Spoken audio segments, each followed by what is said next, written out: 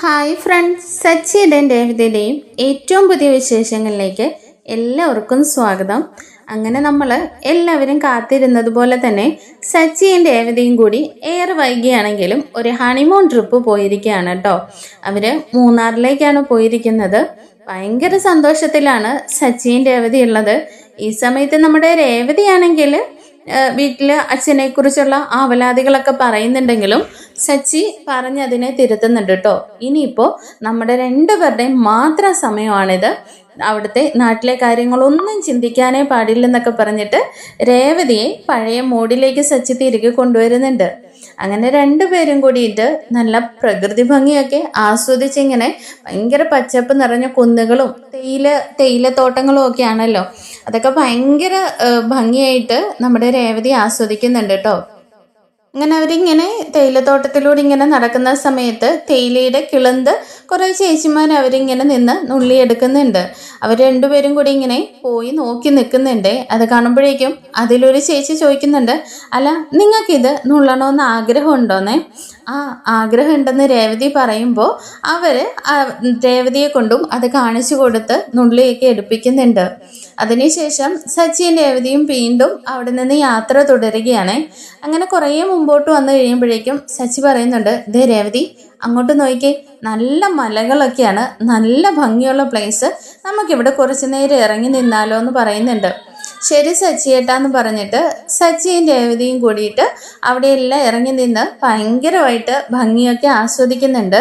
അങ്ങനെ രേവതി പറയുന്നുണ്ട്, സച്ചിയേട്ടാ നമുക്ക് കുറച്ച് നേരത്തെ വരേണ്ടതായിരുന്നല്ലേ?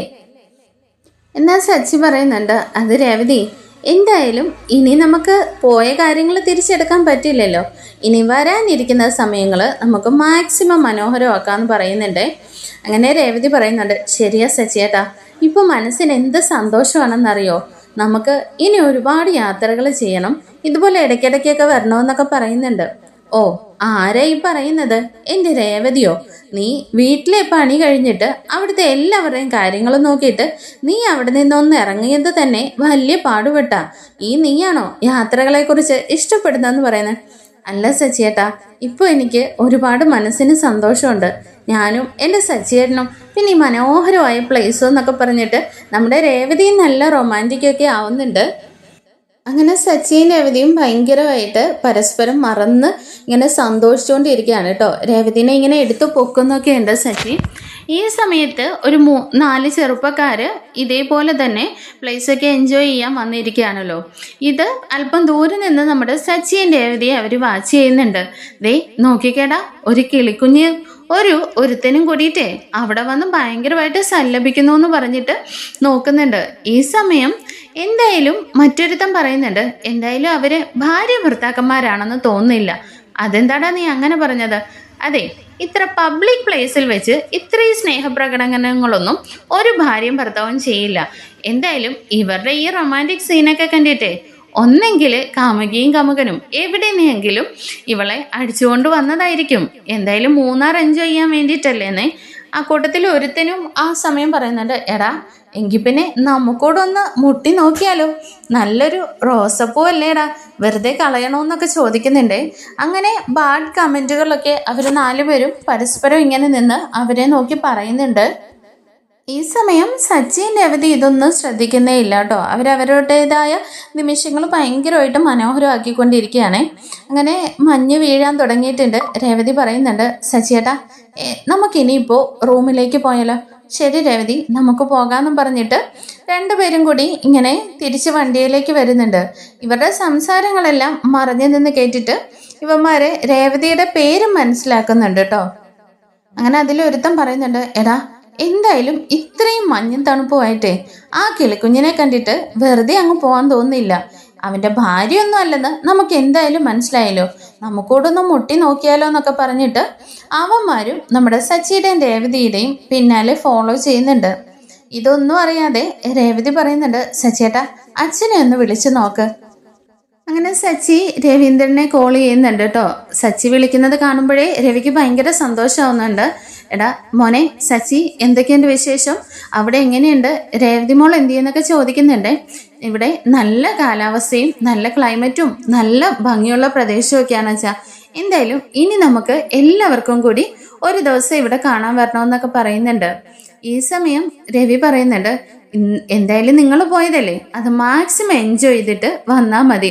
പിന്നെ രേവതി മോളെ അധികം തണുപ്പൊക്കെ അടിക്കാതെ സൂക്ഷിക്കണേ എന്നൊക്കെ പറഞ്ഞിട്ട് അങ്ങനെ രേവതിയും പറയുന്നുണ്ട്, ഇല്ലച്ചാ വലിയ തണുപ്പൊന്നുമില്ല, ഞങ്ങൾ സൂക്ഷിച്ചോളാം എന്നൊക്കെ പറഞ്ഞിട്ട് കോള് കട്ട് ചെയ്യുന്നുണ്ട് കേട്ടോ. അങ്ങനെ രവി കോള് കട്ട് ചെയ്തതിന് ശേഷം ചന്ദ്രമതി ഓടി വന്നിട്ട് ചോദിക്കുന്നുണ്ട്, അല്ല ആരാ ഇപ്പോൾ ഫോൺ ചെയ്ത്? സച്ചിയാണെന്ന് രവി പറയുമ്പോഴേക്കും ചന്ദ്രമതിയുടെ മുഖത്തൊരു പുച്ഛഭാവം വരുന്നുണ്ട്. ഓ അവനായിരുന്നോ? എന്തായി രണ്ടുപേരും കൂടി ഹണിമൂൺ ട്രിപ്പ് പോയിട്ട് അവരെവിടെ എത്തിയെന്നൊക്കെ ചോദിക്കുന്നുണ്ട്. അതെ, അവര് മൂന്നാറിലേക്ക് എത്തിക്കൊണ്ടിരിക്കുന്നതേ ഉള്ളൂ എന്ന് പറയുന്നുണ്ട്. അപ്പോഴേക്ക് ചന്ദ്രമതിക്ക് അങ്ങ് ഭയങ്കര ദേഷ്യം വരികയാണ് കേട്ടോ. എന്തായാലും രണ്ടെണ്ണത്തിനും കൂടി പോകാൻ പറ്റിയ സമയമായിരുന്നല്ലോ. മനുഷ്യനിവനെ നടുവിന് വേദന എടുത്തിട്ട് പറ്റുന്നില്ല. ഈ അടുക്കളയിലെ ജോലിയെല്ലാം ഞാൻ തന്നെ ചെയ്യണമല്ലോ എന്നൊക്കെ പറഞ്ഞിട്ട് ചന്ദ്ര ഇങ്ങനെ പെറുപെറുക്കുക കേട്ടോ. ഈ സമയം രവി പറയുന്നുണ്ട്, എന്തിനാ ചന്ദ്രൻ ഇങ്ങനെ കുശുമ്പെടുക്കുന്നത്? അവര് വിവാഹത്തിന് ശേഷം എവിടെയും പോയിട്ടില്ലല്ലോ, അവര് പോയി സന്തോഷിച്ചിട്ട് വരട്ടേന്നേ. ഓ അതിനിപ്പോ ആര് പറഞ്ഞു വേണ്ടെന്ന്? അതെ നീ വിഷമിക്കണ്ട, നമുക്ക് ഒരു ദിവസം അവിടെ എല്ലാം കാണാൻ പോകണമെന്ന് പറയുന്നുണ്ട്. പിന്നെ നിങ്ങളുടെ കൂടെയല്ലേ, തന്നെ അങ്ങ് പോയാൽ മതി, ഇവിടെ ആർക്കും കുശുമ്പൊന്നും ഇല്ല എന്നൊക്കെ പറഞ്ഞിട്ട് ചന്ദ്രമതി അങ്ങ് മോന്ത് വീർപ്പിക്കുകയാണ് കേട്ടോ. ഈ സമയം രവിയും അങ്ങ് നിർത്തുന്നുണ്ട്. കാരണം ചന്ദ്രയുടെ അടുത്ത് എത്ര പറഞ്ഞിട്ടും കാര്യമില്ലെന്ന് രവിക്കും അറിയാമല്ലോ. അങ്ങനെ സച്ചിയും രേവതിയും വണ്ടിയിലിരുന്ന് ഭയങ്കര സന്തോഷത്തോടു കൂടി ഇങ്ങനെ പൊക്കോണ്ടേയിരിക്കുകയാണ്. ഈ സമയം ആ വന്ന 4 ചെറുപ്പക്കാരിൽ ഒരുത്തനാണെങ്കിൽ ബൈക്കും കൊണ്ട് ഇങ്ങനെ ഫാസ്റ്റായിട്ട് വരുന്നുണ്ട്. ബാക്കിയുള്ളവരും ഇവരെ തന്നെ ഫോളോ ചെയ്ത് വരികയാണ്. അങ്ങനെ ഗ്ലാസ്സിലൂടെ നോക്കിയിട്ട് സച്ചി പറയുന്നു, രേവതി ബൈക്കിൽ 3-4 അവന്മാർ നമ്മളെ കുറേ നേരമായിട്ട് ഫോളോ ചെയ്യുന്നത് പോലെ തോന്നുന്നു. നമ്മൾ അവിടെ നിന്നപ്പോഴും അവന്മാരവിടെ നിൽപ്പുണ്ടായിരുന്നു തോന്നുന്നു. അത് ശരിയാണ് സച്ചിയേട്ടാ, എനിക്കും അത് തോന്നിയിരുന്നു എന്ന് രേവതിയും പറയുന്നുണ്ട്. ഈ സമയം ഒരുത്തനാണെങ്കിൽ സച്ചിയുടെ വണ്ടിയിൽ മുട്ടിയില്ല എന്നുള്ള രീതിയിൽ വന്നിട്ട് ഓവർടേക്ക് ചെയ്തിട്ട് രേവതി ചേച്ചിയെ എന്നിങ്ങനെ ഉറക്ക വിളിച്ചിട്ട് എന്താ സുഖമല്ലേ എന്നൊക്കെ ചോദിക്കുന്നുണ്ട്. ഇത് കേൾക്കുമ്പോഴേക്കും സച്ചിക്ക് ഭയങ്കരമായിട്ട് അങ്ങ് ദേഷ്യം വരുന്നുണ്ട്. അങ്ങനെ സച്ചിയാണെങ്കിൽ എടാ മര്യാദയ്ക്ക് വണ്ടി നോക്കി പോടാന്നൊക്കെ പറയുന്നുണ്ട്. എന്നാലും ഇവന്മാർക്ക് ഒന്നുകൂടി ദേഷ്യം വരികയാണ് കേട്ടോ. സച്ചി ദേഷ്യപ്പെട്ടതുകൊണ്ട് തന്നെ ഇവന്മാർ ഒരു വളവിൻ്റെ അവിടെ എത്തുമ്പോൾ തന്നെ ഭയങ്കരമായിട്ട് ഓവർടേക്ക് ചെയ്തങ്ങ് നിർത്തുന്നുണ്ട്. ഈ ദേഷ്യം വന്ന സച്ചിയാണെങ്കിൽ വണ്ടി അങ്ങ് നിർത്തിയിട്ട് ചാടി അങ്ങ് ഇറങ്ങുകയാണ് കേട്ടോ. എന്നാൽ രേവതി സച്ചിയേട്ടാ വേണ്ടെന്നൊക്കെ പറയുന്നുണ്ടെങ്കിലും നമ്മുടെ രേവതിനെയാണ് അവന്മാർ നോക്കി വെച്ചിരിക്കുന്നത്. സച്ചി വെറുതെ ഇരിക്കുമോ? അങ്ങനെ സച്ചി നേരെ അവന്മാരുടെ അടുത്ത് എന്നിട്ട്, എന്താടാ നീയൊക്കെ എന്താ വിചാരിച്ചിരിക്കുന്നത്? പണത്തിന്റെ കൊഴുപ്പൊന്നുമേ എൻ്റെ അടുത്തേക്ക് ഇറക്കാൻ നിൽക്കില്ലെന്നൊക്കെ പറഞ്ഞിട്ട് ഭയങ്കരമായിട്ട് അങ്ങോട്ടും ഇങ്ങോട്ടേക്കും പറഞ്ഞിട്ട് വഴക്കൊക്കെ ഉന്തും തള്ളും ഒക്കെ ഉണ്ടാക്കുന്നുണ്ട്. എന്നാൽ രേവതി പറയുന്നുണ്ട്, സച്ചിയേട്ടാ വേണ്ട സച്ചിയേട്ടാ ബാ നമുക്ക് പോകാന്നൊക്കെ പറയുന്നുണ്ട്. അതെ രേവതി ചേച്ചി അവനെ ഇങ്ങ് വിട്, ചേട്ടന് ദേഷ്യം വന്നല്ലോ, എന്താ ചെയ്യുന്നതെന്ന് നോക്കട്ടെ എന്നും പറഞ്ഞിട്ട് അവന്മാർ വീണ്ടും സച്ചിയെ ഇങ്ങനെ വെല്ലുവിളിച്ചോണ്ടേ ഇരിക്കുക കേട്ടോ. അതും നടു റോഡിലാണ്. ഇതൂടി കേട്ടപ്പോഴേക്കും നമ്മുടെ സച്ചിയുടെ മുഴുവൻ കൺട്രോളും അങ്ങ് പോയിട്ടോ. രേവതിയുടെ കയ്യിലൊന്നും സച്ചി നിൽക്കുന്നുണ്ടായിരുന്നില്ല. സച്ചി അവന്മാർക്ക് പിടിച്ചിട്ട് ഒരുത്തനെ പിടിച്ചിട്ട് നല്ല അടി അങ്ങ് കൊടുക്കുന്നുണ്ട് കേട്ടോ. അങ്ങനെ സച്ചിയുടെ ആ ടൈമിലുള്ള ഒരു റിയാക്ഷൻ കണ്ടിട്ട് ഇപ്പം തൽക്കാലം പിടിച്ചു നിൽക്കാൻ പറ്റുമെന്ന് തോന്നുന്നില്ല എന്നും പറഞ്ഞ് അവന്മാർ പിന്നീട് ബൈക്കും എടുത്തുകൊണ്ട് അവിടെ നിന്ന് അങ്ങ് പോവുകയാണ്. അങ്ങനെ രേവതി പറയുന്നുണ്ട്, ബാ സച്ചിയേട്ടാ നമുക്ക് പോവാം, നമുക്ക് പരിചയമില്ലാത്ത സ്ഥലമല്ലേ, എന്നാലും വെറുതെ ഒരു പ്രശ്നത്തിന് നിൽക്കണ്ടായിരുന്നു എന്ന് പറയണേ. രേവതി നീ എന്താ പറയുന്നത്? അവന്മാരിങ്ങനെ പുറകെ വന്ന് പ്രശ്നം ഉണ്ടാക്കിയതല്ലേ, അപ്പോൾ അവന്മാരെ അങ്ങനെ വെറുതെ വിട്ടിട്ട് കാര്യമില്ലല്ലോ എന്നൊക്കെ സച്ചിയും പറയുന്നുണ്ട്. എന്നാൽ രേവതിക്ക് ഭയങ്കര ടെൻഷൻ ആവുകയാണ് കേട്ടോ. നീ എന്തിനാ രേവതി ഭയപ്പെടുന്നത്, ഞാനല്ലേ നിൻ്റെ കൂടെ ഉള്ളതെന്നും പറഞ്ഞ് സമാധാനിപ്പിച്ചിട്ട് നമ്മുടെ വർഷയാണെങ്കിൽ മൂന്നാറിൽ ഒരു റൂമൊക്കെ ബുക്ക് ചെയ്തിട്ടുണ്ടായിരുന്നു. ആ ഹോട്ടലിലേക്ക് രേവതിയും സച്ചിയും കൂടി എത്തുന്നുണ്ട്. അങ്ങനെ ആ ചെറുപ്പക്കാരും വെറുതെ ഒന്നും വിട്ടിട്ട് പോയിട്ടില്ല. കാരണം പബ്ലിക് പ്ലേസിലാണ്, അവന്മാർക്കിട്ട് 2 അടിയും കൂടി കിട്ടിയല്ലോ. എന്നാൽ അങ്ങനെ അവരെ വെറുതെ വിടാനും ഉദ്ദേശിച്ചിട്ടില്ല കേട്ടോ. അങ്ങനെ ഇവർ പോകുന്ന സ്ഥലമൊക്കെ അവരും ഫോളോ ചെയ്യുന്നുണ്ടായിരുന്നു. അങ്ങനെ അവരങ്ങ് പോയിരിക്കുന്ന സമയത്താണ് സച്ചിയും രേവതിയും അതേ ഹോട്ടലിലേക്ക് തന്നെയാണ് കേട്ടോ റൂം എടുത്തിട്ട് വന്നിട്ടുള്ളത്. എന്നാൽ അവർ പരസ്പരം ഇതൊന്നും അറിയുന്നില്ല, രണ്ടുപേരും ഒരു ഹോട്ടലിലാണെന്നുള്ളത്. അങ്ങനെ റൂം ബോയ് വന്നിട്ട് രേവതിക്കും സച്ചിക്കും റൂമൊക്കെ തുറന്നു കൊടുത്ത് എല്ലാം കാണിച്ചൊക്കെ കൊടുക്കുന്നുണ്ട് കേട്ടോ.